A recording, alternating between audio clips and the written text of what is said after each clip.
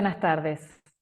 Es un placer volver a encontrarnos en este espacio virtual para asistir a la cuarta y última conferencia del ciclo que dimos en llamar Bioética 4, Crecer en Humanidad.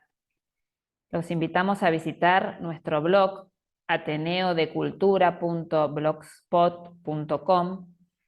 Allí podrán acceder a las grabaciones de todas las conferencias de este ciclo y de los anteriores, dictadas por prestigiosos exponentes en temas como naprotecnología, cuidados al inicio y al final de la vida, eutanasia, objeción de conciencia, la paradoja del transhumanismo, entre otros. Agradecemos la participación de todos ustedes de distintas ciudades del país y también del exterior. En el chat le recordamos entonces el link de nuestro blog que recién mencionó Florencia. La duración aproximada de esta disertación será de 45 minutos. Luego abriremos un espacio para responder las preguntas que vayamos recibiendo a través del icono de preguntas y respuestas ubicado en la parte inferior de la pantalla de Zoom.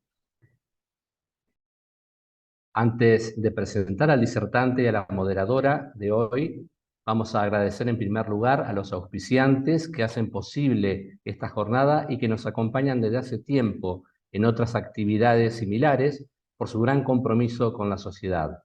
Capital Constructora, Sociedad Anónima, García Hermanos Agroindustrial para su marca Tregar, Rufau Sanitarios, Integrar Sociedad de Inversiones, Castelar Hotel Chateau. A todos y a cada uno de los mencionados, muchas gracias. También aprovechamos a anunciar la conferencia del próximo miércoles 8 de mayo a las 19:30, como les adelantáramos, sobre la declaración Dignitas Infinita, de la cual van a recibir la invitación vía mail, y aprovechamos a solicitarles que se inscriban con la asistencia de 3 destacados disertantes: la doctora Paula del Bosco, el padre Juan José Sanguinetti y el doctor Fernando Stoller. Ahora sí damos comienzo a la conferencia de hoy titulada Autonomía profesional y objeción de ciencia en medicina. Y para ello tenemos el honor de presentar a quien nos acompaña hoy desde Buenos Aires, el doctor Federico Gastón Menéndez. Federico Menéndez es doctor en Derecho y magíster en Derecho Administrativo por la Universidad Austral. Actualmente se desempeña como profesor de dedicación exclusiva en esa universidad, en la carrera de abogacía y en la maestría en Derecho Administrativo. También es profesor invitado en las diplomaturas de Derecho Sanitario y de Derechos Humanos y está a cargo de Policies, Lab and Health Law de la Facultad de Derecho de la Universidad Austral. Su principal línea de investigación se orienta a la regulación de derechos en materias de salud. En el ámbito profesional es consultor de organismos públicos y privados en materia sanitaria. Ha sido profesor visitante de la Universidad de Navarra y de la Universidad de la Santa Croce en Roma. Es autor de diversas publicaciones sobre intervención estatal en materia sanitaria. En esta oportunidad modera la doctora María Marta Didier, quien es abogada por la Universidad Nacional del Litoral, doctora en Derecho por la Universidad Austral, profesora titular de Filosofía del Derecho de la Universidad Católica de Santa Fe, profesora protitular de Filosofía de Derecho también de la Universidad Católica Argentina de la sede Paraná, directora del doctorado en Ciencias Jurídicas de la Universidad Católica de Santa Fe. Es abogada del estudio jurídico Didier y Clix-Buteler. Cuenta con publicaciones a nivel nacional e internacional y ha participado en diversos congresos como ponente. Muchas gracias, María Marta Didier, por acompañarnos. Federico, bienvenido. Tenés la palabra. Muchas gracias. Buenos días, buenas tardes, buenas noches. Entonces, primero quiero agradecer a los organizadores de este ciclo de bioética por haberme invitado y, por supuesto, también aprovechar para agradecer a María Marta Didier por acompañarme hoy en este encuentro. Entonces, el tema que les quería proponer es autonomía profesional y objeción de ciencia en medicina. Es un tema que a mí me ocupó 3 años de investigación rigurosa, le he dedicado aproximadamente más de 4.000 horas de investigación, una estancia de investigación en España y contrastarlo con unos 15 profesionales de primer nivel que han trabajado este tema en algún momento de su carrera de investigación.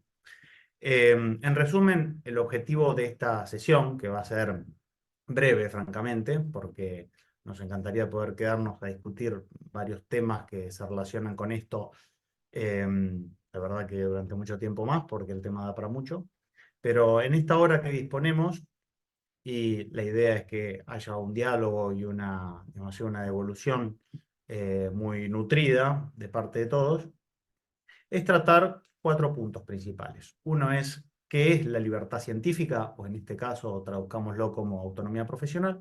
Lo segundo es cómo se estructura el ordenamiento sanitario actualmente, cuál es la lógica de un sistema sanitario, digámoslo así, racional. La tercera es qué pasa cuando no se reconoce esta autonomía profesional. Y lo cuarto es la garantía que puede existir para poder preservar esa libertad profesional que, como se verá, es la base del ordenamiento sanitario, ¿no? A lo largo de la exposición trataremos muchos temas, ¿no? Muchos temas. Por mi sesgo profesional, naturalmente vamos a tratar varios de los temas jurídicos, pero con alguna remisión a cosas de ciencia médica y de bioética, ¿no? Yo no soy bioeticista, lo quiero adelantar, con lo cual mi métier profesional es la abogacía y el derecho. Pero bueno, digo, es necesario como recurrir a otras disciplinas tratándose de un tema de sanidad que siempre es interdisciplinario. Con lo cual, a lo largo de la exposición van a haber distintas fuentes, ¿no? Eminentemente jurídicas, como son leyes, sentencias, decretos, reglamentos, la Constitución, convenciones internacionales y alguna remisión a normas deontológicas que son naturalmente fuente de derecho, ¿no? Bien, entonces, yendo a la primera de las cuestiones, aquí cuando hablamos, insisto, de libertad de actuación médica, autonomía profesional, lo vamos a utilizar como sinónimos. Los autores ordinariamente la tratan como libertad de actuación médica. Por eso, para ser fiel a lo que los científicos del derecho han dicho al respecto, a mí me gustaría como comentarlo así. Pero, insisto, es perfectamente analogable al concepto de autonomía profesional. Aquí hay una pequeña definición que yo recogí a partir de las distintas opiniones de los profesionales que han trabajado este tema, sobre qué es la libertad de actuación médica o libertad de prescripción o autonomía profesional, ¿no? Entonces, acá decimos esto, que es una facultad del profesional, un derecho, de elegir aquel tratamiento que considera, según su leal saber y entender, el más eficaz para el paciente. Acá vale la pena hacer un pequeño inciso, sin extenderme mucho, pero ¿de qué es un derecho? Esto no es una clase dogmática jurídica, sino solamente hago un brevísimo inciso sobre este para entender. Que es que un derecho por naturaleza es básicamente un alguien que tiene algo exigible hacia otra persona, hacia otro alguien. Básicamente es un sujeto activo, un sujeto pasivo y una obligación exigible. Estos tres elementos, esta tríada, y evidentemente el título, digo, o qué le atribuye esa facultad, ese derecho, esa cosa exigible, esa tríada es fundamental para entender todo el ordenamiento sanitario y me animo a decir el derecho en general. Porque en la medida que uno no puede hablar de una obligación exigible, estrictamente no puede hablar de un derecho. Y esto nos va a acompañar en toda la exposición, porque la libertad de actuación médica sí es exigible. Sí tiene consigo una obligación que puede hacerse valer frente a terceros, frente a ese sujeto pasivo que hablábamos antes, ¿no es cierto? Y como sabemos, ya lo ha dicho la Corte, allá lejos y hace tiempo, y lo ha repetido innumerables veces, los derechos no son absolutos. ¿Por qué? Porque estrictamente para ser social el ejercicio de un derecho es necesario compatibilizarlo con el ejercicio de los otros derechos. Tanto los otros derechos que pertenecen a mi propio patrimonio, digámoslo así, que también son mis derechos, como los derechos de terceros para una convivencia pacífica. Por tanto, acá podemos encontrar dos límites de este derecho que es la libertad de actuación médica. Tenemos límites internos, que básicamente son como la esencia, lo que distingue a ese derecho de otros derechos, y límites externos, que son de alguna manera lo que delimitan en relación con terceros el ejercicio de esa libertad científica, libertad de actuación, libertad profesional o autonomía. Entonces, los límites internos, podemos hablar de que no cualquier opinión científica, por más inverosímil que resulte, eh, es libertad científica, ¿no? Por eso, uno de los límites internos o naturales que tiene la libertad de actuación médica es que estrictamente es una libertad ortodoxa, ¿no? Por eso se dice que es necesario un reconocimiento de la comunidad científica sobre el contenido de ejercicio de esa libertad. Y cuando digo ortodoxa, no significa que sea dogmática o que se establece de una vez y para siempre, sino que esa comunidad científica va perfeccionando su conocimiento y evidentemente el conocimiento que tenían los médicos en la Edad Media es muy distinto al conocimiento que podemos tener hoy e incluso me aventuro a decir que será muy distinto al conocimiento que podrá tener la comunidad científica dentro de 50, 100, 300 años, ¿no? Entonces, es necesario esto tenerlo en cuenta para juzgar cuál es el contenido de esa libertad hoy, aquí y ahora. Lo segundo es la evidencia, porque ese conocimiento científico, sobre todo en medicina, como ciencia empírica que es, una ciencia experimental, se basa en la evidencia. Es cierto que acá no desconozco que existe algo que se llama la medicina basada en experiencia, no me voy a entrar en esa discusión, pero sí, digámoslo así, de manera más generalizada, hay cierto consenso de que la medicina basada en evidencia es la que hoy en día acepta la comunidad científica y es digámoslo así, la que tiene fundamento más sólido porque está basado en la evidencia que arroja la experiencia empírica, ¿no? No solamente no así la experiencia frente al paciente, sino la experiencia del laboratorio, a esa experiencia se refiere. Y por último, la expertise profesional, porque naturalmente la medicina no es solamente una ciencia, sino también, en cierta manera, es un arte en donde cada médico trabaja sobre ese paciente o sobre esa comunidad de pacientes de una manera particular, tanto de parte del médico, porque cada médico hace un aporte singular cuando atiende a ese paciente, cada médico tiene un algo distinto para aportar que lo hace muy singular. Y por otro lado, ya dice la sabiduría popular que no hay enfermedades sino enfermos, ¿no? O más bien, no hay pacientes que atender. Con lo cual, cada paciente, de alguna manera, es una enfermedad en sí misma, ¿no? Por sus características, por sus particularidades, por el momento en la vida en que se encuentra, ¿no? Entonces, clarísimamente, un tratamiento que puede estar perfectamente previsto para un paciente en un momento de su vida esté contraindicado en otro momento, o en igualdad de enfermedades, digámoslo así, eh, o de patologías, a un paciente puede estar indicado un tratamiento y a otro paciente estar contraindicado, ¿no?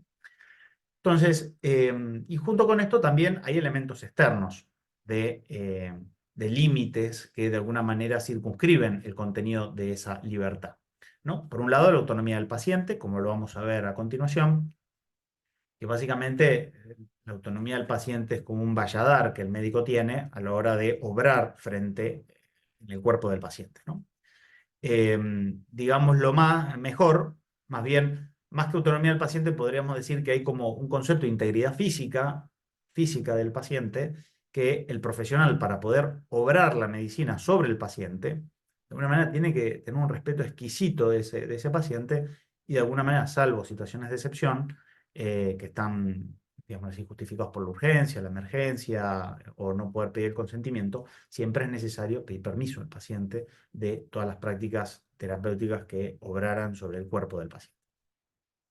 Y por supuesto también las exigencias del bien común y los recursos disponibles. ¿Por qué? Porque eh, esa libertad tiene que entenderse en un contexto determinado.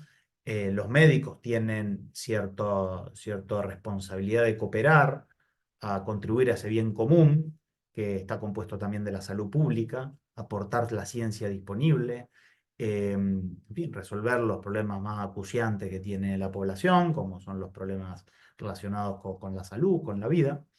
Y en eso, en fin, digo, tiene una limitación objetiva de recursos, que es la que impone el más sobrio realismo, ¿no?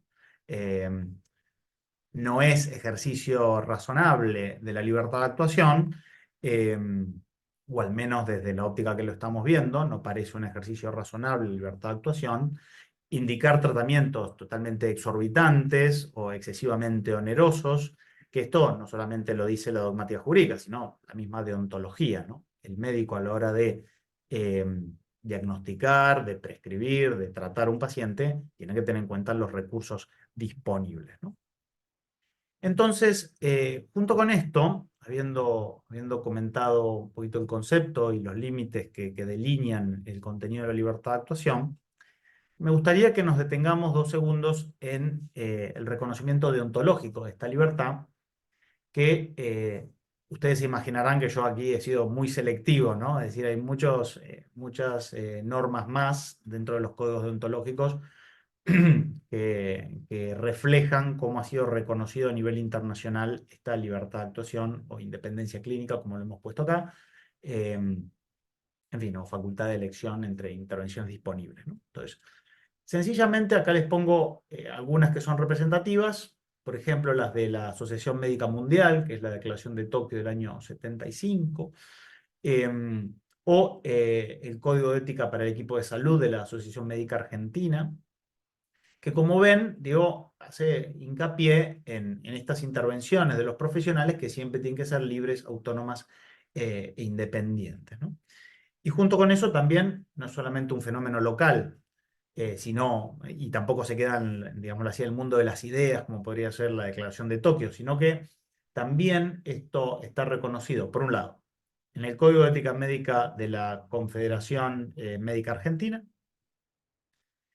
en la Organización Médica Colegial Española, que básicamente es, no, disculpa, entonces, básicamente es la institución que aglutina a los distintos colegios profesionales, y distintos códigos de ética europeos. Yo aquí puse solamente el italiano, pero también está en el español, en el francés, en el belga, en el Código de Luxemburgo, está en el Código portugués, en fin, digo, también está en algunas en la asociación que aglutina a los colegios profesionales o asociaciones científicas estrictamente de Estados Unidos. Pero lo que le quiero transmitir es que en el orden deontológico y en el derecho comparado, como veremos ahora a continuación, esto es un fenómeno ya conocido. Quizás no es suficientemente conocido, pero sí está escrito sobre el papel, y esto ha sido probado por los colegios profesionales, que son los que, al menos en Argentina, tienen la competencia para dictar los códigos profesionales, los códigos de ética junto con las sociedades científicas. Y esto, en fin, digo, es redactado por los mismos médicos, ¿no? Que son los que conocen el ejercicio profesional, ¿no? Por tanto, esto no es un fenómeno local. Esto, digámoslo así, es, de alguna manera podemos decirlo, es inherente al ejercicio profesional, al punto de que no se entiende una medicina sin libertad científica, no se entiende una medicina sin libertad de prescripción, en el sentido de que es una nota muy distintiva de cualquier profesión, el ejercicio profesional libre, por eso es una profesión liberal, pero sobre todo en el ámbito de la medicina, y veremos ahora por qué en el orden sanitario esta libertad de prescripción, esta autonomía científica es tan fundamental, ¿cierto? Entonces, esto en el orden deontológico, pero después en el orden legal, y cuando decimos legal lo digo en el sentido más estricto, en el sentido de el reconocimiento de los ordenamientos jurídicos, y acá yo estoy poniendo las leyes y alguna que otra declaración internacional, pero también aparece en distintos decretos, reglamentos, actos administrativos, en fin, digo, siguen las firmas, ¿no? Digo, ordenanzas, etc. Pero me quise quedar con algunos que me parece que son especialmente representativos, ¿no? Quizás si yo tuviera que quedarme con uno de todos estos, solamente con una me quedaría con la que aparece en el cuarto párrafo, que es la ley 1751 del 15, la ley colombiana, que me parece que es especialmente preclaro sobre el respeto a esa autonomía de los profesionales de la salud, ¿no? Que se garantiza la autonomía de los profesionales de la salud para adoptar decisiones sobre el diagnóstico y tratamiento de los pacientes que tienen azúcar. Y ahí, bueno, continúa explicando un poco en qué marco tiene que desarrollarse esa autonomía científica, ¿no? Pero después hay una serie de leyes españolas que son realmente muy buenas. Yo aquí he puesto la Ley 44, pero hay unas leyes que se dictaron por los años 2002-2004, que son la Ley 41, 42, 43 y 44. Yo tuve oportunidad, estando en España, de conocer a la ministra de Sanidad, que fue un poco el artífice de estas normas, que es Ana Pastor Julián. Realmente yo me llevé una grata sorpresa, la pude conocer, pudimos intercambiar algunas opiniones y me pareció una mujer especialmente sólida en lo profesional. Y después, intercambiando pareceres con otros profesionales, me han dicho, no, es que esta mujer realmente hizo las cosas muy bien. Sí, y les aseguro que gente de distintos lugares, ¿no? Me lo ha dicho. No tenía una visión tan sesgada, sino que parecería ser auténtica la opinión. Con lo cual, la verdad que esas cuatro leyes que se dictaron en esos años, uno sobre la ley de autonomía del paciente, otro sobre historia clínica, otro sobre, en fin, ahora otro sobre la relación médico-paciente, etcétera, son especialmente buenas por la claridad con la que están escritas, el orden, digámoslo así, que no son para nada obtusas, vagas o que generan ambigüedades, todo lo contrario, realmente tiene una prolijidad a la hora de escribirse notoria.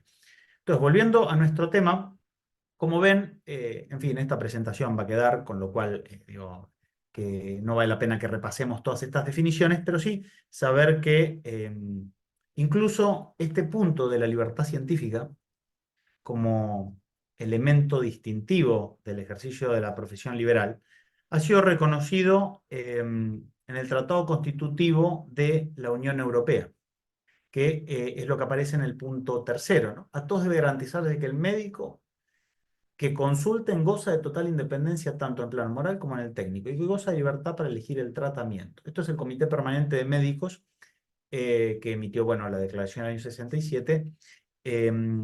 Y un punto muy similar está en el mismo Tratado Constitutivo de la Unión Europea, que palabras más, palabras menos, lo que dice es que para habilitar que un profesional médico ejerza en otros países de la Unión, el país tiene que garantizar esta libertad, esta libertad para elegir el tratamiento que considera, según su leal saber y entender, el mejor, ¿no?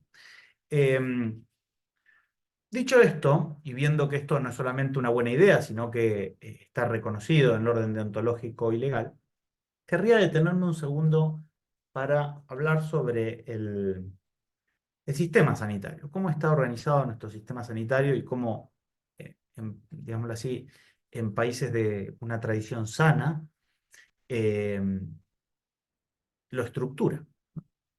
Entonces, básicamente, o al menos esto es la propuesta que yo les quiero hacer y que después del estudio un poco saqué en claro, que es que la libertad de actuación médica o autonomía profesional es fundamental en el ordenamiento sanitario, ¿no?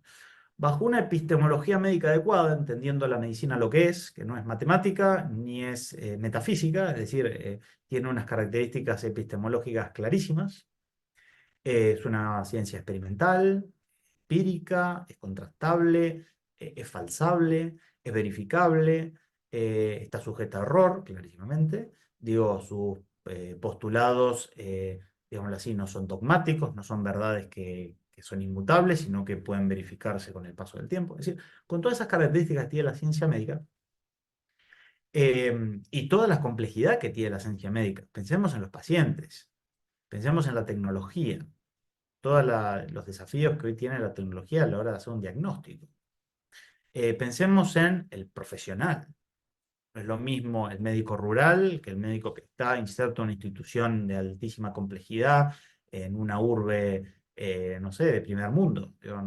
Como que todas esas dificultades que tiene la medicina como tal, tanto desde la teoría como la práctica, requiere para el mejor funcionamiento, para el mejor diagnóstico, para el mejor tratamiento, que el médico actúe con libertad. Que el médico actúe con libertad. Y ese fundamento, yo lo veo, al menos después de la investigación, en estos 5 puntos, ¿no? Tanto en el acto médico, que me voy a detener unos momentos, ¿no? Como la libertad de actuación o esa autonomía científica es condición de validez, y me detendré después un segundito. En la relación sanitaria o la relación médico-paciente, que es cómo la libertad de actuación, digamos así, es un elemento indispensable en esa conversación, en esa relación natural que se da entre el derecho y perdón, entre el paciente y el médico, al punto de que es un derecho del paciente la libertad de actuación y es un deber del médico obrar libremente y evitar todas las intromisiones que conspiren contra esa libertad. En cuanto a la regulación estatal, lo mismo, básicamente, y esto ahora lo desarrollaremos, sin libertad de actuación, sin autonomía, estrictamente esas normas pueden ser reputadas de irrazonables y por ende inconstitucionales. Y después, los últimos 2 puntos, que es que la libertad de actuación médica y el modo de entender la medicina así, como un ejercicio libre, con todas las dificultades que eso tiene, justifican y han justificado tradicionalmente el modo en que se controla ese ejercicio de la libertad de actuación. ¿Qué significa esto? Que naturalmente lo que la sociedad occidental siempre ha entendido es que las personas, el organismo natural, competente, para ver si el médico obró bien la libertad científica, es el mismo colegio profesional. No es un órgano externo totalmente ajeno a la ciencia médica o a la corporación de médicos, sino es todo lo contrario, son los mismos médicos, por los motivos que a continuación voy a exponer, que son las personas naturales para velar por el buen desarrollo y el buen ejercicio de esta libertad científica o médica o autonomía profesional, como le quieran decir. Y por último, evidentemente, se imaginarán, no hace falta ser jurista para llegar a esta conclusión, sin libertad científica, sin libertad, estrictamente no se puede hablar de responsabilidad. Al contrario, cuanto mayor es la libertad, mayor es el deber de obrar con diligencia y en consecuente mayor la responsabilidad. Y al contrario, cuanto más restringimos la libertad, digo, hay menos capacidad de responsabilizarse por aquello que yo no he podido elegir. Entonces, bueno, esto es de alguna manera el modo en que el ordenamiento sanitario se ha estructurado tradicionalmente. Algunas cosas ya las he dicho, pero básicamente me quiero detener ahora en los elementos del acto médico válido. Y quiero hacer un pequeño inciso y aclaración.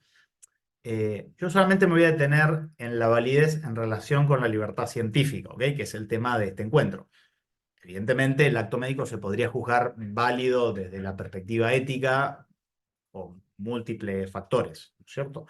E incluso digo, se puede juzgar desde la mirada filosófica, ética o moral que cada uno pudiera llegar a tener. Yo sencillamente quiero limitarme a juzgar sobre la validez del acto médico en relación a la libertad científica, ¿no? Entonces, aquí para entender que el acto médico es válido, yo, en fin, digo, me asistí de la típica, los típicos elementos que ya vienen de la doctrina de los clásicos, ¿no? Sujeto, objeto, forma, finalidad.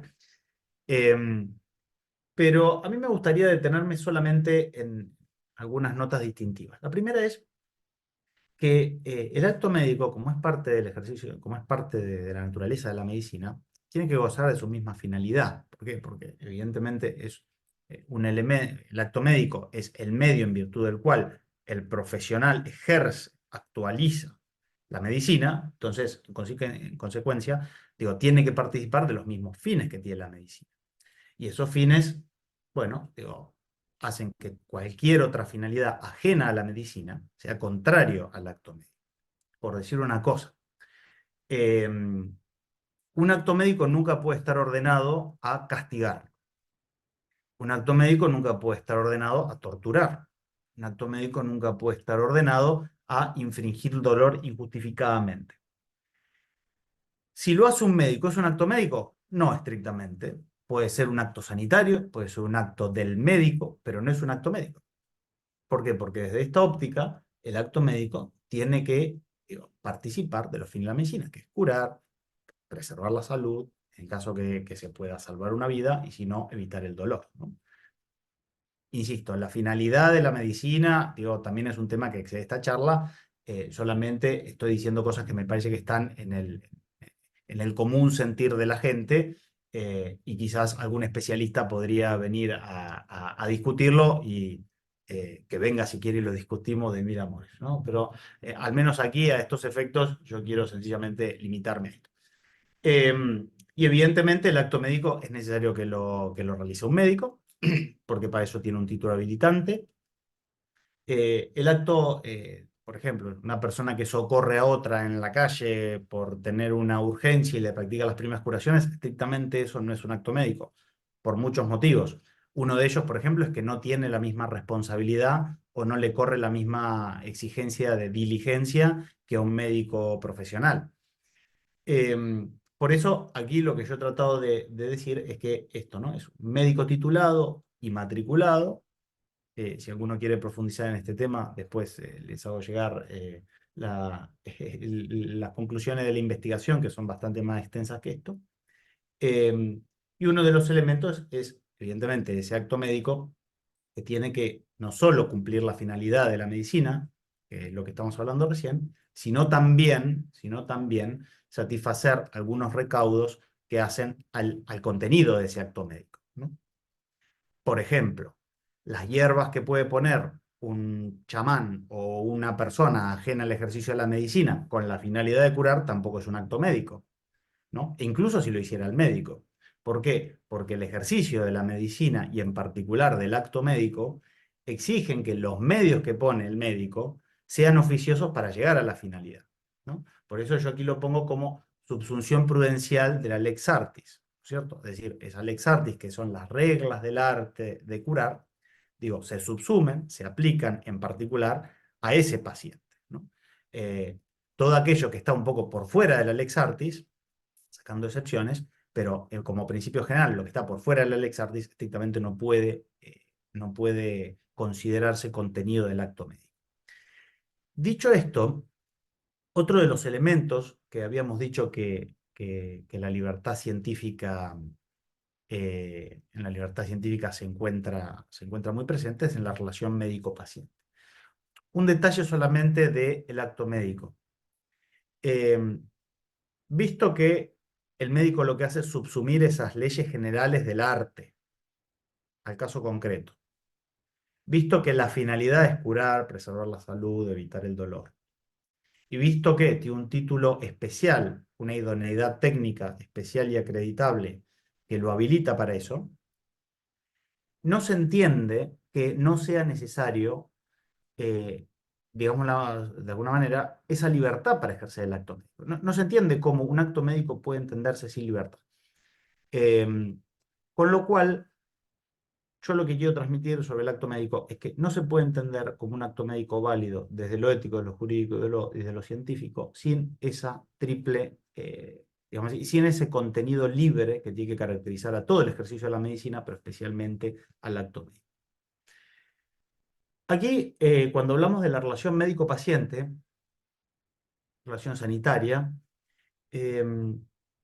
poco lo que está del otro lado de la libertad de actuación médica o de autonomía profesional es un derecho que tiene el paciente, que está reconocido en distintos ordenamientos, que es la libre elección de tratamientos. El paciente, naturalmente, tiene derecho a elegir entre los distintos tratamientos que tiene disponibles. Y aceptar o rechazar los que no considera por distintos motivos. A veces puede ser motivos religiosos, puede ser motivos en fin, de interés personal, historia familiar, o sencillamente de discrecionalidad de él, ¿no? Entonces, quiero hacerme un implante molar, perfecto. Lo hago con un implante de industria nacional, industria extranjera. Eso está dentro de la libre elección del tratamiento. Ahora, también puedo decir, quiero evitar una transfusión sanguínea que es necesaria para mí. Puedo elegir tomarla o no, porque, bueno, por convicción religiosa. Por ejemplo, soy testigo de Jehová, considero que eso va en contra de mi religión, con lo cual puedo evitar perfectamente y lo rechazo si soy adulto, si recae sobre mí la decisión. Y no entro a discutir este caso porque sería tema de otra charla, pero sí, eso también integra la elección de tratamiento. Ahora, las dos esferas la libertad del médico de proponer el mejor tratamiento y la libertad del paciente de elegir entre los distintos tratamientos que el médico le propone, son dos esferas que tienen algunos puntos en común. Y estrictamente, para hablar de una armonización entre estas dos esferas, entre la libertad del médico y la libertad del paciente, se tienen que dar estos tres elementos. Que tiene que haber una finalidad legítima, es decir, que tiene que haber una finalidad terapéutica, que la elección del tratamiento por parte del médico y del paciente estén ordenadas a curar, sanar, preservar la salud, evitar el dolor. Por tanto, imagínense ustedes, si un paciente viene a pedirme a mí que me corte un brazo porque perdí una apuesta, evidentemente eso no está dentro de la libre elección de tratamientos. Esto ameritaría toda una charla y toda una clase sobre el análisis de razonabilidad de esto, ¿no? Pero sí quedémonos con esta idea de que a la hora de juzgar si ese ejercicio de la libertad de elección de tratamientos del paciente, de la libertad de actuación médica del profesional, sea razonable, para juzgar esa razonabilidad, es necesario ver estos tres elementos, que es que haya una finalidad terapéutica, que el medio que se propone sea eficiente y eficaz, es decir, que haya evidencia científica detrás de esa propuesta de tratamiento para juzgar si es la más adecuada o no. Y por otro lado, que no afecte el contenido esencial de ambos derechos. Básicamente, el médico, salvo excepción, no puede entrometerse en el paciente sin su consentimiento, y a la vez el paciente no puede exigirle al médico un tratamiento determinado con el que el médico esté en desacuerdo. ¿Por qué? Porque eso es parte del contenido esencial del derecho a libre actuación médica. Entonces, de alguna manera es, digamos, llamémoslo así, el médico debe respetar el consentimiento informado del paciente y el paciente debe respetar el consentimiento formado del médico, porque evidentemente quien tiene la dirección del tratamiento es el médico. La figura que más se adecua a esto me parece que es la del consultor. El médico, más allá de que es una analogía y no es la figura más perfecta, pero es un gran consultor o un gran asesor del paciente a la hora de elegir el tratamiento, ¿no? En situaciones de ordinaria administración es el paciente el que termina eligiendo el tratamiento. Y de la misma manera que el paciente tiene la facultad de elegir uno u otro tratamiento, eso no significa que el paciente tenga derecho a exigir ese determinado tratamiento al médico si el médico no está de acuerdo, ¿no? Entonces, esto es lo que hace una relación armónica. Y lo normal es que esta relación se desarrolle con mucha naturalidad. Que el paciente vaya con una afección y el médico le diga, mire, a usted, usted padece esto y le convendría tomar uno de estos tres medicamentos, supongamos, ¿no es cierto? Una persona más o menos sensata que no tenga formación médica, pienso en mí, lo primero que hace es, ¿y usted qué me recomienda, doctor, que haga? Mira, yo si estuviera en tu situación, tomaría esto. Y habitualmente, no sé si ustedes comparten esto, digo, y no pretendo que lo hagan, pero ordinariamente me parece que el común sentir es que uno le hace caso al médico. Y si no está tan seguro, va a una segunda opinión, que es el derecho a interconsulta que tienen los pacientes, ¿no? Entonces, la relación por naturaleza es armónica. El problema aparece cuando el paciente le quiere decir al médico el tratamiento que él considera que es el conveniente. Y el médico dice, es que yo no creo que ese sea el más conveniente. Y ahí es donde empiezan los roces. Y donde hay que empezar a analizar estos elementos que tenemos en la pantalla, que son la finalidad terapéutica, la idoneidad técnica y la no afectación al contenido esencial, ¿no? Entonces, ¿cómo juega la libertad acá? Y evidentemente esta libertad tiene que conjugarse con la libertad de tratamiento, y esa libertad tiene que tener estos tres elementos, ¿no? Que tiene que ser ejercida con la finalidad de curar, que tiene que tener un respaldo científico, y por otro lado, que, digámoslo así, no tiene que invadir ese ámbito de reserva que le corresponde al paciente y viceversa, ¿no?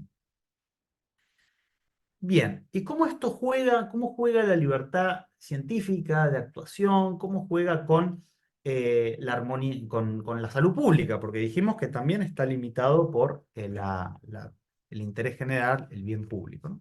Entonces, bueno, ya un poco lo he dicho, pero naturalmente sin finalidad terapéutica, cuando, digámoslo así, el ejercicio de la medicina se hace con intención de ocasionar o infligir un daño injustificado, torturar, digo, sacar verdad, digámoslo así, de un testimonio, cuando no está basada en evidencia científica o cuando está contraindicado para el paciente, naturalmente eh, esa libertad de actuación está viciada. Es decir, esa norma de policía sanitaria, esa norma que obliga al profesional con determinado tratamiento, cuando no cumple estos estándares, o más bien cuando los cumple aquí, digo, aquí lo he puesto por la negativa, cuando no tiene una finalidad terapéutica, cuando es contra los valores de Estado de Derecho, cuando no está basada en evidencia, cuando está contraindicada al paciente, esas normas son estrictamente irracionales, son irrazonables en términos jurídicos y en consecuencia devienen inconstitucionales. Bueno, y por último, en la primera parte, la responsabilidad profesional. Aquí ya lo he dicho, pero básicamente sin libertad no se puede entender la responsabilidad profesional, ¿no? Entonces, aquí yo les dejo en este slide dos elementos que yo he recogido de la jurisprudencia, de que entienden como una conducta diligente del profesional, ¿no? Tanto con criterios a priori y a posteriori, ¿no? Entendiendo que la medicina es una relación de medios, que básicamente no se puede pedir que el profesional no yerre, sino que al contrario, digo, tiene la obligación de poner a disposición todo su buen saber y entender y sí poner algunos límites, ¿no? Digo, esto que hablamos, ¿qué es una atención médica de buena calidad? ¿Qué es evidencia científica? ¿Qué es reconocimiento de la comunidad científica? Bueno, tratamientos probados, actualizados, basados en evidencia, ¿no? Hechos con independencia de criterio, ¿no? Y adaptados al paciente en sí. Rápidamente, me gustaría decir que este sistema, al igual que el cuerpo, no está inmune de amenazas y nos puede pasar que encontremos casos en donde esta libertad de actuación no está respetada, esta autonomía profesional no está respetada. Tengo muchísimos casos para mostrarles, solamente me gustaría detenerme en 2 o 3. Pero básicamente recordemos casos en donde los jueces han exigido profesionales de la salud que brinden tratamientos sin respaldo científico, sin evidencia científica. Recordemos los casos de la pandemia, lamentables. Pero también, más allá de la emergencia, encontramos otros tantos, ¿no? Encontramos profesionales en donde por ejemplo, se les exige llevar adelante un parto natural en su casa, básicamente, sin las condiciones clínicas adecuadas y contra todo criterio del profesional, ¿no? Y bueno, digo, ni hablar de, si vamos un poquito más atrás en el tiempo, lo que tiene que ver con las terapias de esterilización forzosa de personas para tratar enfermedades que claramente no eran tratables por medio de la esterilización, ¿no es cierto? Hay otros más, pero no quiero detenerme en esto porque, digo, podemos estar toda la noche.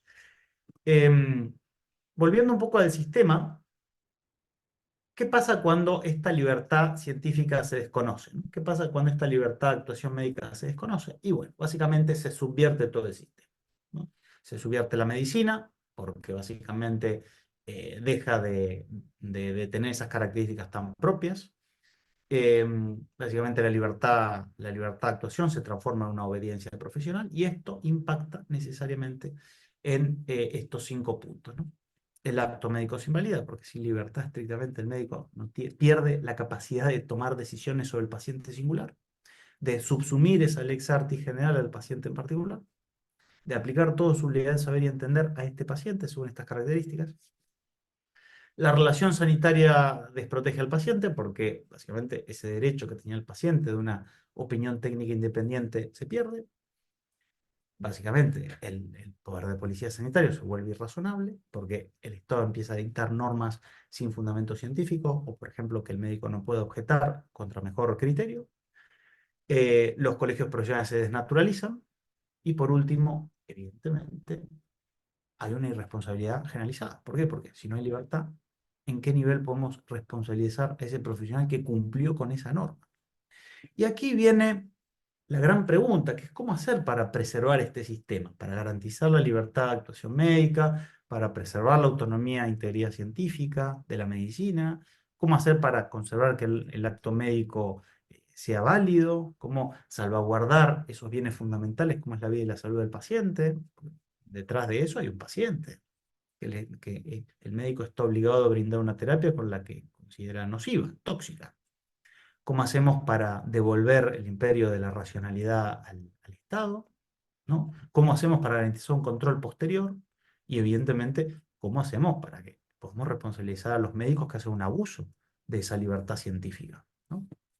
Y aquí es donde aparece el concepto de objeción de ciencia, que básicamente esto es una definición técnico-jurídica que podrán encontrar después en las próximas slides. Les pasaré mi investigación, en donde el que quiera profundizar ahí va a tener desarrollado todos estos puntos, pero es un derecho humano, es un derecho de primerísima generación, de primer nivel, que integra esta libertad de actuación médica, porque desde la dogmática jurídica las garantías integran el contenido esencial de un derecho. ¿Y en qué consiste? En la facultad del médico de rechazar, voluntaria y pacíficamente, órdenes y prohibiciones dispuestas por normas, ¿no? ¿Y cuál es el fundamento principal de esta objeción? Son elementos técnicos, elementos que están relacionados con el criterio médico y que se reconocen con la finalidad de garantizar no ya la conciencia del médico, como podría ser en la objeción de conciencia, sino la libre actuación del profesional y, en última instancia, a lo que protege la objeción de ciencia es al paciente. ¿Por qué? Porque preserva al paciente de que sea receptor de un tratamiento que está contraindicado para él. Entonces, esta es una definición que yo les quería proponer, que aquí les dejo, y que uno puede decir, uy, pero esto es súper innovador. Miren, estrictamente en América Latina esto ya ha sido reconocido en los códigos deontológicos, lo mismo en Europa, lo mismo a nivel internacional, lo mismo en Estados Unidos, en las sociedades científicas.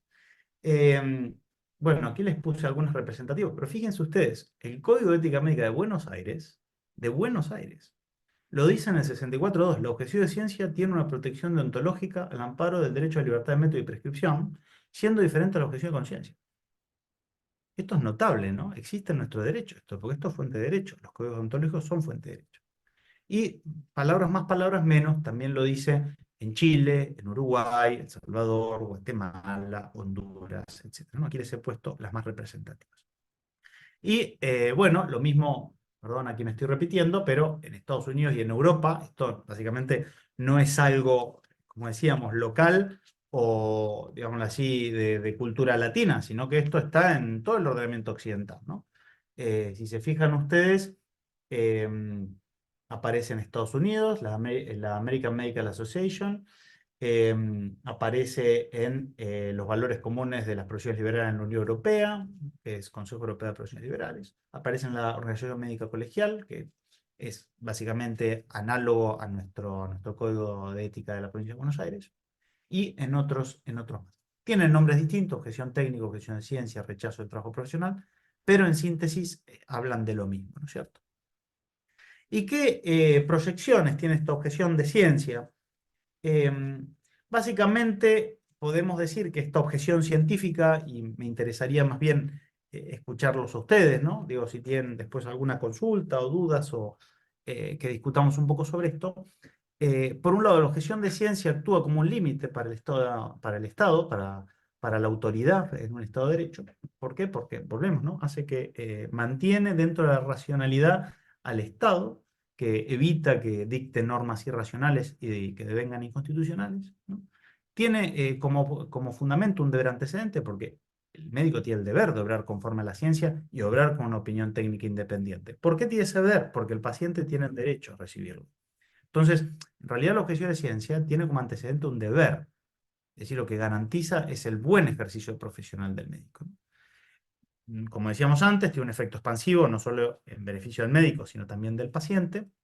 Y creo que esto es una de las cosas que a mí más me gusta del tema, es que es un puente de diálogo con personas que quizás están en las antípodas de la visión, digamos así, filosófica que uno puede tener de las cosas, pero sí es un canal de diálogo racional a partir de elementos contrastables, ¿no? Aquí lo que se discute no es, digamos, un precepto religioso, no es un precepto moral o ético, sino que estrictamente lo que se discute es la evidencia sobre determinado tratamiento.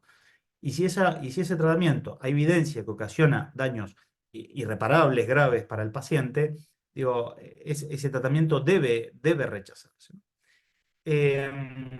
Y por último, que esto me parece que es el corolario, que la objeción de ciencia es continuadora de las mejores tradiciones deontológicas, ¿no? Esto, desde hace años que Europa, Estados Unidos, todo el mundo occidental lo tiene incorporado a sus ordenamientos, y básicamente lo mejor es garantizar y respetar y hacer respetar este derecho de ver, ¿no? Bueno, yo les quiero agradecer enormemente el tiempo que me han dedicado escuchándome. Y por último, aquí les dejo mi contacto por cualquier duda o consulta y la bibliografía, que esa bibliografía es básicamente el proyecto de investigación, el resultado de las conclusiones, que ahí pueden ver, evidentemente, mucho más extendido de lo que pudimos conversar ahora en esta exposición, las cosas más elementales y fundamentales de la tesis, ¿no? Así que bueno, muchísimas gracias y yo quedo abierto por cualquier duda que tenga. Muchas gracias, doctor Federico Menéndez, por su disertación. Vamos a dar inicio a la sesión de preguntas que nos hicieron llegar y que llegarán a partir de este momento con la moderación de la doctora María Marta Didier. Adelante, María Marta. Buenas noches a todos. Felicitaciones, doctor Menéndez, por su excelente exposición. Me parecería interesante hacerle la siguiente pregunta. Usted refiere que la objeción de ciencia debe tener un fundamento científico, médico, que implica el reconocimiento de la comunidad científica. Me parece interesante explicitar o desarrollar qué significa esto de reconocimiento de la comunidad científica. Perfecto. Entonces, agradezco la pregunta porque es un punto fundamental para entender cuándo el ejercicio de esa libertad y esta objeción está justificado y cuándo no. Evidentemente es un tema que trasciende a lo jurídico y implica entrar en temas que son técnicos, ¿no? Como por ejemplo la oportunidad de determinado tratamiento, y la materia técnica es esencialmente médica. Sin embargo, los juristas, que gracias a Dios algunos tratamos de conservar el sentido común y reconocemos la limitación epistemológica de nuestra ciencia, reconocemos que, y así lo ha dicho la jurisprudencia, que estrictamente ¿qué es una buena terapia? ¿Qué es lo que el médico debe obrar? La jurisprudencia ha dicho que el médico no puede desconocer lo que se enseña actualmente en las universidades, ¿no? Las universidades, educación superior, básicamente lo que ha dicho la Corte es, ¿qué es el error grosero y manifiesto? Como para hablarlo más en términos jurídicos. ¿Cuándo habría error grosero y manifiesto? Y en consecuencia sería cuando no hay reconocimiento de esa comunidad científica. Cuando lo que aplica al médico va en contra de lo que se enseña en las universidades, no dice nacionales, sino dice universidades en general. Ahora, junto con esto, hay un fallo de la Corte de Estados Unidos, me parece que es del año 94, que es el fallo Daubert, que básicamente dejó sentado un test que dice cuándo un dictamen técnico especializado debe considerarse legítimo para incorporar una causa, ¿no? Entonces dice, ¿cuáles son los criterios de validez de un dictamen técnico especializado? Y ahí pone 5, 6, 7 requisitos que dice, por ejemplo, que lo que se afirma esté en artículos científicos, que esos artículos científicos sean con referato, que básicamente tengan cierta verificación empírica y, digámoslo así, experiencial. Y después dice que se conozca el margen de error de ese conocimiento. Dice algunas cosas más, pero lamentablemente mi memoria es malísima. Pero sí me parece que es importante como volver a esos puntos, porque básicamente la jurisprudencia, que es la que trata los casos, ¿no? El caso real, con nombre y apellido, con rostro humano, lo que hace es reconocer que ese criterio científico, ese reconocimiento de la comunidad científica, lo máximo que puede hacer el abogado es decir, bueno, desde la lógica desde la lógica, yo reconozco que este conocimiento es válido, epistemológicamente válido. Ahora, la discusión de qué es lo científico es algo que estrictamente le compete a la comunidad científica. Muchas cosas se podrían hablar de esto, por ejemplo, el tema de la discrecionalidad técnica de la administración, ¿no? Cuando el Estado de la administración tiene deber de elegir determinado tratamiento o determinada política sanitaria, por ejemplo. Eso es toda una gran discusión, ¿no? Entonces, básicamente la Corte cuando habla y sienta precedentes habla de mínimos, ¿no? Es decir, cuando habla de error grave y manifiesto, cuando dice error ostensible, dice que el médico no está obligado a no fallar, pero hay cosas que no puede desconocer, ¿no? Entonces, eso en la bibliografía se ve con más claridad en todo el capítulo 7, si mal no recuerdo, que se desarrollan todos los criterios jurisprudenciales sobre este tema. Muchísimas gracias, doctor. Bueno, continuando con las preguntas, también me gustaría señalar algunos criterios diferenciadores. Si bien usted en su tesis doctoral desarrolla diversos criterios diferenciadores entre la objeción de conciencia y la objeción de ciencia, ¿no? Bueno, usted remarca que el sujeto titular del derecho a la objeción de ciencia es el médico, el profesional de la medicina. No podría ser ejercida, por ejemplo, por los enfermeros o enfermeras porque no tendrían la facultad de prescribir un tratamiento determinado, ¿verdad? Entonces, de estos numerosos criterios que lógicamente no da el tiempo para desarrollar, ¿cuál considera usted importantes como para destacar o que de alguna manera marcan esa diferencia más notoria entre objeción de conciencia, que sí la puede ejercer cualquier profesional de la medicina, o del arte de curar, digamos, mejor dicho, y la objeción de ciencia, que puede ser ejercida por el profesional de la medicina exclusivamente? Bien, excelente. Siendo breve y en honor al tiempo que dispongo, yo creo que la principal diferencia es el sujeto protegido por la objeción. ¿Por qué? Yo lo dije veladamente, pero la objeción de conciencia lo que busca, por su propia naturaleza, es preservar al objetor de que, como digamos así, el Estado de Derecho considera el elenco de, digamos así, la visión que tiene sobre el mundo la persona, sus ideales, sus valores, sus principios, lo considera un valor, eso, el Estado de Derecho, lo considera un valor, no pretende que las personas seamos, digamos así, seres indiferenciados, ¿no? Homogéneos, sino que al contrario, considera el pluralismo un valor. La objeción de conciencia lo que busca es preservar a ese objetor, al punto de decir, incluso en determinados casos, esta norma no es ilegítima, el servicio militar obligatorio no es ilegítimo, pero mi plexo de valores, de mis creencias, de mis principios, hacen que esta conducta violente y vaya, digamos así, francamente, de frente con ese conjunto de valores y principios. Entonces, el Estado lo que hace es garantiza esta libertad de conciencia, esta libertad de pensamiento y digamos así, esa pluralidad de valores a través de la objeción. La objeción de ciencia es algo totalmente distinto, porque la objeción de ciencia lo que protege de manera inmediata es la libertad científica, pero estrictamente lo que protege la objeción de ciencia es al paciente. Lo que protege es que el paciente no reciba un tratamiento contraindicado porque el profesional debe obedecer una norma que Dios sabe quién la dispuso y con qué criterios. Entonces, estrictamente el objetor de ciencia, más que ser, digámoslo mal y pronto, amante de la libertad, es amante de la vida. Es decir, la objeción de ciencia lo que hace es proteger al paciente antes que el objetor. De manera inmediata, digamos así, al objetor porque garantiza su libertad y de manera inmediata al paciente. Y yo solamente hago un inciso, que es el tema del titular de la objeción de ciencia.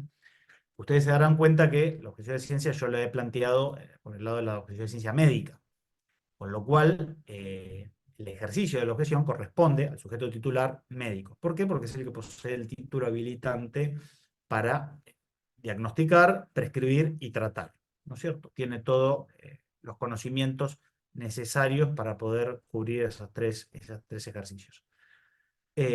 Ahora bien, uno podría llegar a discutir si el enfermero o la enfermera puede ejercer una objeción de ciencia en la materia que habilita su título. Es decir, a mí me gustaría decir como idea que la objeción de ciencia es un tipo de objeción profesional. ¿Por qué? Porque también los abogados podemos ejercer objeción de ciencia en nuestra profesión. También en fin, los ingenieros, imagínense, no sé, digo, no lo he estudiado, pero imagínense que hubiera una norma que establece que hay que hacer los puentes de una determinada manera y el ingeniero diga, no, pero esto va en contra de la física, señor legislador. Entonces, ¿podría existir una objeción de ciencia de ingeniero? Yo creo que sí, habrá que investigarlo, naturalmente. Entonces, eso me parece interesante porque ¿quién es el titular? Quien tiene el título habilitante. Para determinar quién tiene la soberanía, como dice en algún punto, quien tiene la soberanía y la jerarquía del acto médico. Es el médico. Es el médico. Habrá otros profesionales que tienen la jerarquía y la soberanía sobre su acto profesional, pero no sobre el acto médico, ¿no? Entonces, yo creo que esas son es una, ¿no? Naturalmente, de todas las cosas que podemos hablar de diferencia de la objeción. Bien, muchísimas gracias, doctor. Bueno, no sé si hay alguna pregunta en el chat como para formular, o si alguno de los otros presentes quiere hacer alguna pregunta.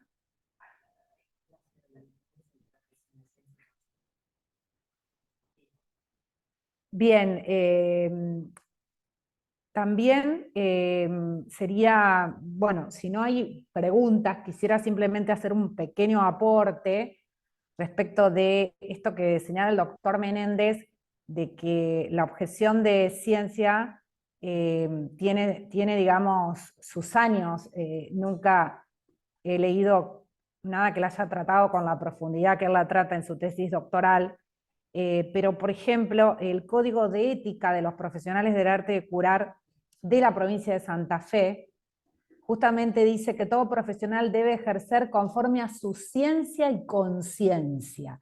Es decir, ahí diferencia claramente en el mismo artículo lo que sería la objeción de ciencia de la objeción de conciencia, ¿no? Sí pienso, y esto quisiera consultarle al doctor Menéndez, si se podrían llegar a presentar algunos supuestos donde es difícil trazar el límite de la diferenciación entre objeción de ciencia y conciencia. Y me refiero, a lo mejor, a aquellos tratamientos que a lo mejor pueden considerarse contraindicados,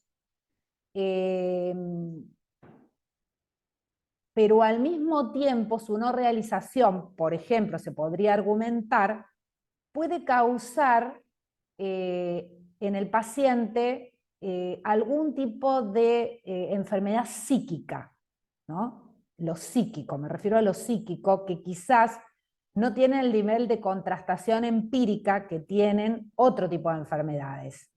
Entonces, a lo mejor se le dice, vamos a suponer al médico, usted tiene que realizar este acto para evitar una enfermedad psíquica en este paciente. Pero resulta ser que eso que se le pide realizar, el médico lo considera contrario a la ciencia médica.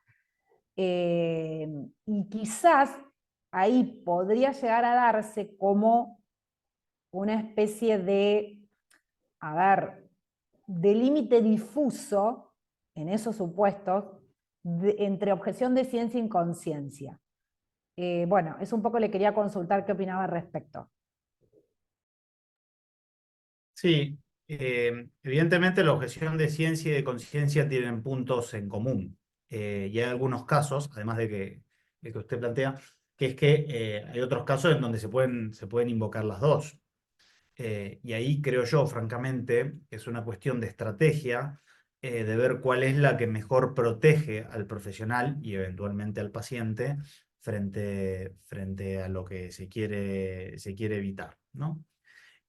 Pienso, y me permito decirlo en este foro, que, por ejemplo, el aborto, hay algunos profesionales de la salud que consideran ni siquiera que se trata de un acto médico, por muchos motivos de orden médico que a mí me exceden y que en la tesis he tratado de plantearlos, y solamente incoarlos porque no es mi expertise. pero sí he sabido que parte de la corporación médica considera que la interrupción voluntaria del embarazo no es una estrategia terapéutica. Eh, Aquí no voy a desarrollarlo, ¿no? Además, existen reparos de orden religioso, naturalmente, lo que es el común sentir de mucha gente que considera que esto es un atentado contra uno de los mandamientos del Decálogo. Con lo cual, ahí uno podría objetar tanto en ciencia, como podría ser el caso de básicamente invocar que esto es una terapia que está contraindicada, por los motivos médicos que considere el profesional, tanto como que hay una objeción de conciencia. ¿Por qué? Porque esto afecta mis convicciones más íntimas. Naturalmente los efectos que va a tener y los requisitos que hay que cumplimentar para cada una de ellas serán distintos. En el caso que usted plantea, que es un caso así, efectivamente, de puntos en común entre uno y otro, yo creo que lo esencial acá y que lo que da luz es la prudencia médica. Es decir, hay un ámbito de discrecionalidad técnica que tiene el profesional, que es ese ámbito donde el profesional pondera los elementos de la ciencia, la lex artis básicamente, y dice, en este caso el mejor tratamiento es este. Desde mi opinión profesional independiente, el mejor tratamiento es este. Con lo cual, en esos supuestos, él deberá cargar con la prueba, más bien, digo, el paciente deberá cargar con la prueba de por qué ese tratamiento no es el mejor. Porque supuestamente es el profesional el que tiene a su cargo la soberanía del acto médico. Con lo cual, si su criterio profesional o el criterio de una junta médica considera que esa terapia no es la más indicada, y es factible que se presente una objeción de ciencia. Entenderá la audiencia que estos casos exigen mucho más debate, prueba, hechos, para poder dar una respuesta así contundente, ¿no? Pero sí, yo lo que creo que es importante evaluar es eso, al final de cuentas, el criterio profesional, que es un ejercicio de la prudencia, de la virtud de la prudencia, digo, tendrá que indicar cuál es el tratamiento más adecuado para ese paciente y tendrá que ponderar distintas cosas, digo, cuestiones psiquiátricas, cuestiones clínicas, cuál es el mejor tratamiento para este paciente que tiene todas estas condiciones, ¿no?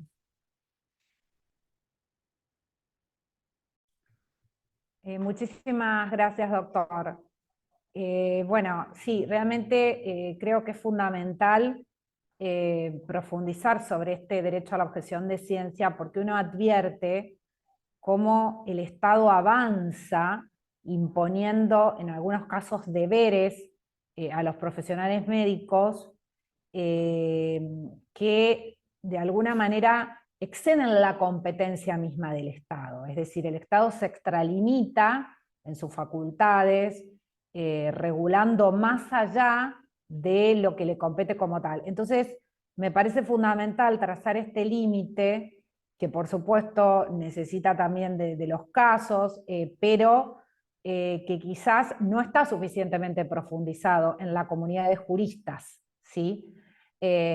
Así que bueno, lo felicito por su aporte a la ciencia del derecho y por todo esto que nos ha expuesto en este webinar, que realmente nos hace reflexionar, pensar y bueno, y enriquecernos a partir de todas estas ideas. Muchísimas gracias, doctor Menéndez. Encantado de estar con ustedes y sencillamente despedirme diciendo que la objeción de ciencia lo que busca es dar racionalidad al sistema, ¿no? Que es básicamente reforzar la idea de libertad y responsabilidad, racionalidad en las decisiones técnicas, buscar siempre la mejor alternativa para el paciente, centrarnos en el paciente como el elemento fundamental del ordenamiento sanitario. Entonces, en fin, digo, esa es la idea principal que quería dejar y agradezco que me hayan dado la oportunidad de poder hacerlo con ustedes. Muchísimas gracias, doctor. Muchas gracias, doctor Federico Menéndez y doctora María Marta Didier, por el tiempo que nos dedicaron. Muchas gracias nuevamente a nuestros auspiciantes que hicieron posible este ciclo de bioética Crecer en Humanidad. Capital Constructora, Brufau Sanitarios, Integrar Sociedad de Inversiones, Castelar, Hotel Chateau y Tregar. Por supuesto que agradecemos a todos los presentes en esta conferencia por el tiempo que le han dedicado, por su participación en las preguntas y comentarios recibidos. Y los esperamos el día miércoles 8 de mayo a partir de las 19:30 horas, en que tendrá lugar el conversatorio sobre Dignitas Infinita, la declaración que sobre dignidad humana ha emitido recientemente el Dicasterio para la Doctrina de la Fe. En el mismo participarán destacadísimos disertantes y especialistas en la materia, como la doctora Paula del Bosco, el doctor Fernando Toller y el padre Juan José Sanguinetti. No olviden de inscribirse, ya les llegará la invitación por correo. Que tengan todos ustedes muy buenas noches y muchas gracias.